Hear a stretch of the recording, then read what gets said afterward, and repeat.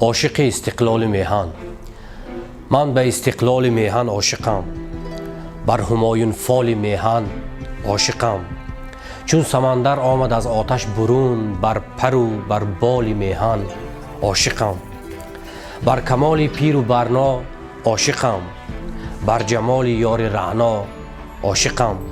عاشق گلخنده طفل وطن، من به کوهستان زیبا عاشقم. من به آزادی میهن عاشقم، با دل و با جان و با تن عاشقم. من به این ملت هزاران سال باز، چون سیاوش چون تهمتن عاشقم. من به آبادی مردم عاشقم، بر گل و دریا و گندم عاشقم. ابتدای عشق من شاهنامه است، من ندانم نسل چندم عاشقم.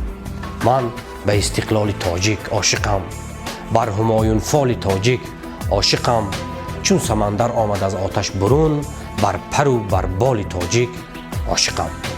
خوانندگان ارجمند روزنامه تاریخی جوانان تاجیکستان شعر دیگری ما را در وصف استقلال با نام صاحب تاج می توانند در شماره آینده روزنامه بخوانند.